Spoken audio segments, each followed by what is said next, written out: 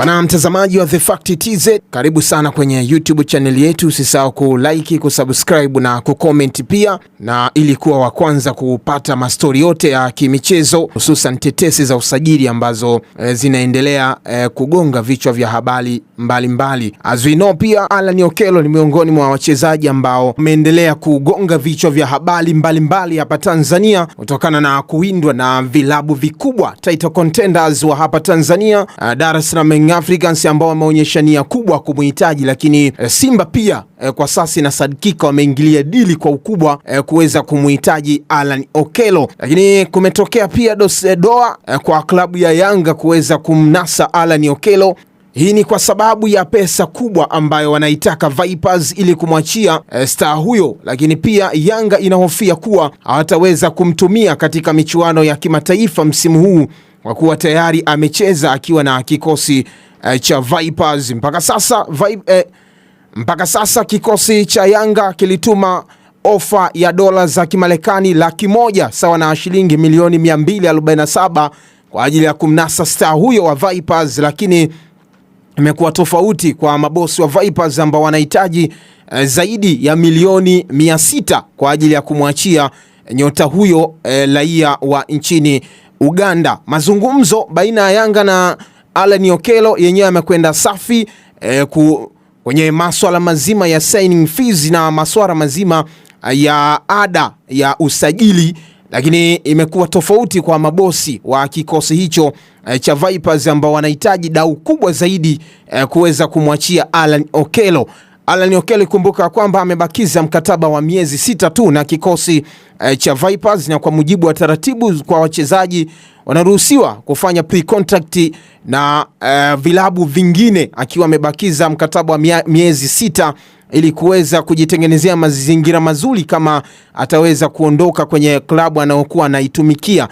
Alan Okello anahitaji sana dirisha hili dogo la usajili kuweza kuondoka kunako klabu ya Vipers, lakini kwa mabosi ni kama wameweka ngumu na wakihitaji pesa ndefu zaidi kuweza kumwachia kiungo mshambuliaji huyo Alan Okello kutokea pale nchini Uganda. Kwa usichokijua kwa Alan Okello, kama atafanikiwa kutua kwa vilabu vya Tanzania, Alan Okello hatakuwa sehemu ya wachezaji ambao watashiriki kwenye michuano ya CAF Champions League kwa vilabu vya Yanga ama Simba, kutokana na taratibu zilizopo ambazo nitakuelezea hapa kunako chaneli yako ya Sports Fact TZ, kutokana na utaratibu wa kafu ambao kwa mjibu wa kanuni ya kafu mchezaji haruhusiwi kucheza mashindano ya kafu ikiwemo klabu bingwa barani Afrika na ile ya kombe la shirikisho kwa klabu zaidi ya moja ya ndani msimu mmoja wa mashindano hayo.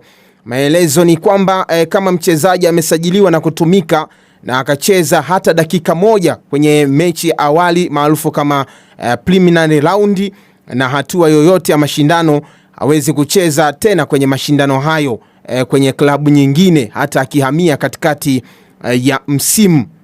Kulingana na Alan Okello hataweza kucheza michuano hiyo, kwani aliweza kucheza michezo ya raundi ya kwanza preliminary round akiwa na kikosi cha Vipers kunako michuano hii ya klabu bingwa barani Afrika. Ikumbuke kwamba klabu ya Vipers kutokea pale nchini Uganda walishiriki kwenye hatua ya preliminary round, hatua ya kwanza kabisa, na kucheza dhidi ya African Stars ya pale nchini Namibia na kufanikiwa kupita kwenye hatua ya kwanza na kusunga mbele kwenye second preliminary round, na walikosa kufuzu hatua ya group stage baada ya kufungwa jumla magoli 3-2 dhidi ya Power Dynamos ya pale nchini Zambia. Hivyo Vipers walijitoa rasmi kwenye michuano hiyo baada ya kufungwa hapo, na Alan Okello miongoni mwa wachezaji ambao walishiriki wakiwa na kikosi hicho cha Vipers. Kwa hiyo anakuja kukosa sifa ya kucheza kwenye michuano ya CAF Champions League baada ya kutumika kwenye preliminary round akiwa na kikosi cha Vipers,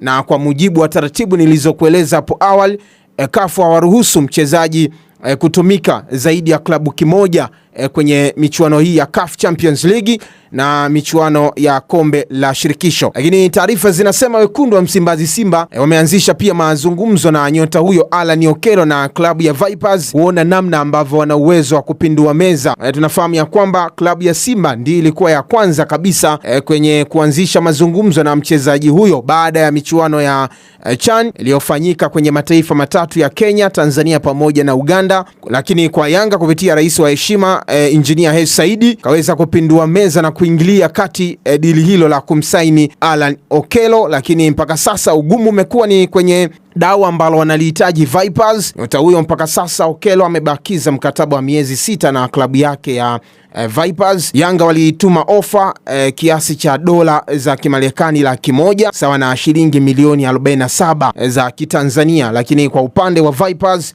mpaka sasa wanahitaji kitita cha shilingi milioni 700. Endelea kufuatilia TV hii ya Sports Fact TZ na usisahau kusubscribe, kulike na kucomment.